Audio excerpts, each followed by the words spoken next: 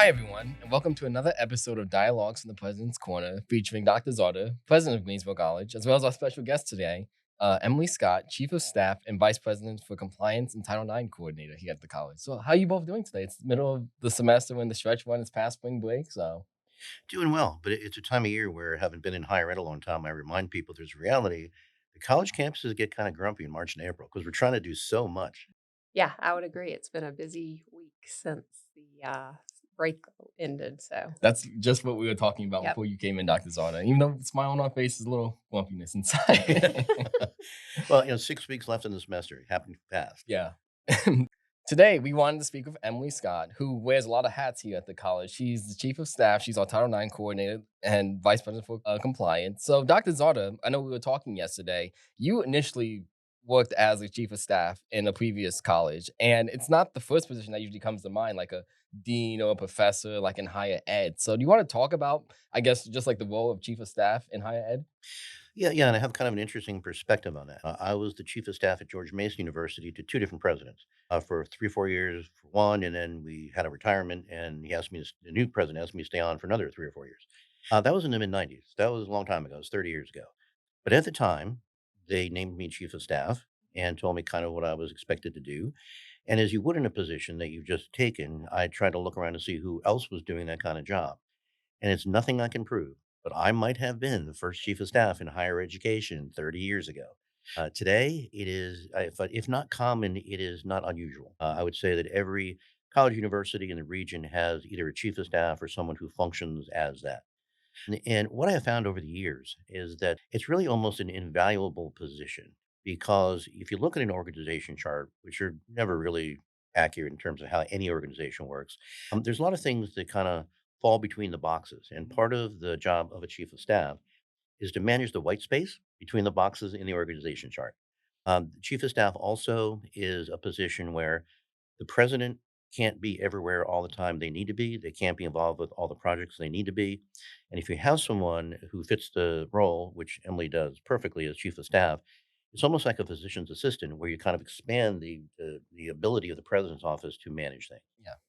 So, Emily, you want to talk a little bit about your background? I mean, like Dr. Zora said, it's not one of those positions. It's a lot of responsibilities, but it's not one of those more front-facing roles. So, like, how did you become like chief of staff of Greensboro College? I became chief of staff because Dr. Czarda, I think, had tagged me to come become to that role. He talked me into it, and we talked about it over several years. I began here after working in education, but never higher education. I had worked at the U.S. Department of Education for several years in the early 2000s and I moved back to Greensboro. I was a boomeranger before boomeranger was a term and had been working at the Guilford County School System as a grant writer for several years before I had my son, and then wanted to do part time work and had worked actually at junior achievement and then had been working here part time as primarily a grants writer, but also as a project manager just to do special projects for the college and had been doing that for several years when Dr. Zarda began talking to me about taking on the role of chief of staff. And that's really how it came about. And be careful who you sit next to at a formal dinner. That's right. A fundraiser. Uh-huh.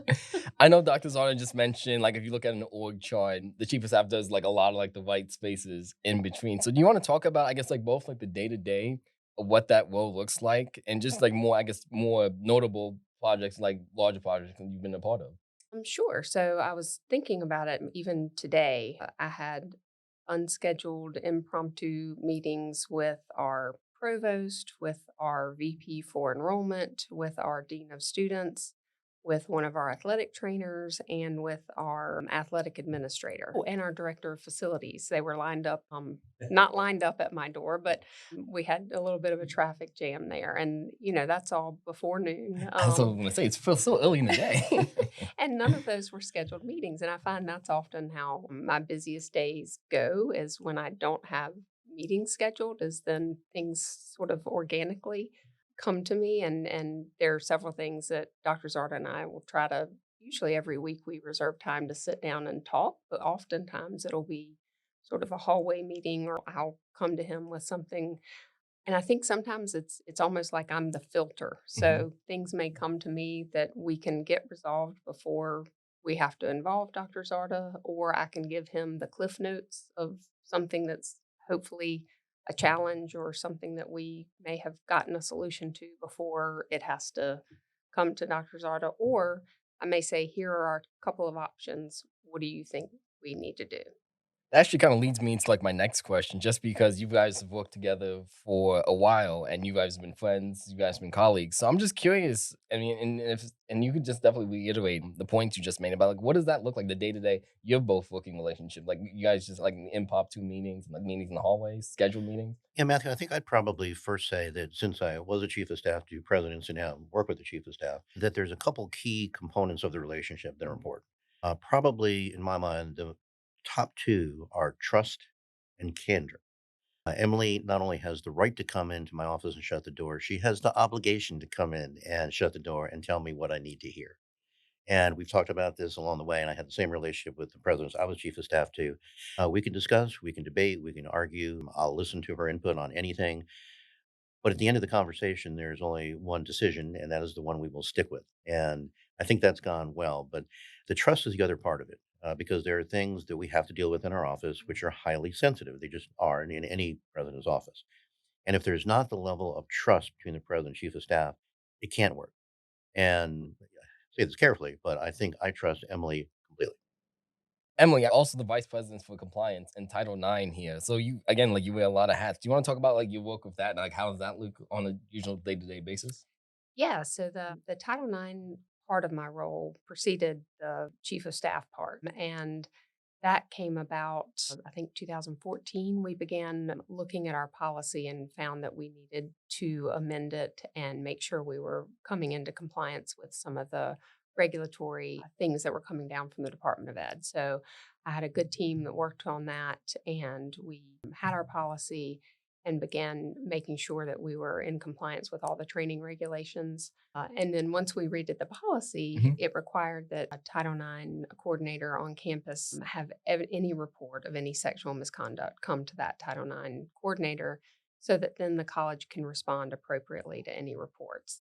It's a difficult part of my job, but it's also a very actually rewarding part of my job to Mhm. make sure that there are not barriers to any of our students to educational opportunities. And that's really what that is all about. And making sure that our college is a place that's a welcoming community. So although there that comes with some difficult meetings and some difficult conversations, it's an important part of the campus. It's necessary. It's necessary. Yeah. And Emily, just because I've worked here for a few years now, and our offices aren't that far from each other, and we both go out to different events. It's you have a lot of roles, a lot of responsibilities, and you're still very involved in, like, student life. You teach, so, like, you have a lot on your plate. So, like, how and why, and, like, you're still so extra these extracurricular activities. I feel like I used to do more of them, but I do love interacting with the students. I love interacting with the faculty and the staff. I interact with the staff as a more normal part of my job, but I'm a nerd. I like the events we have on campus where you can learn and engage, and I really enjoy our students. I Part of what I love about teaching is I get to know students that I wouldn't otherwise know. And same thing for engagement and activities. It's fun for me to be able to know some of our students as they walk across at graduation and know their story and know something about them. Just walking here, one of our theater students, hollered out at me about my fit. And that probably means I'm not dressed probably professionally enough today if one of the students calls me out. But I do like having those relationships with the students. And I guess this is a question on the spot because I didn't know until we were talking yesterday that you both taught a class together. So can you talk a little about, like, that experience? Almost ruined the relationship. We taught the first time I taught our Greensboro College seminar class, and it was not the most engaged class. I don't know if it was us or the topic. And our theme for GCS was for that particular one was more about Greensboro and the city of Greensboro and getting to know the city of Greensboro. But we really struggled to hold their attention that that semester. And it's true on any campus, and these are by definition first time, first year freshmen. And I've taught that class a number of times. You've done it more than I have. and you really get a different mix of young adults every time you teach. Mhm. There have been times where I have team taught with my wife Carolyn, and all of them ended up graduating on time.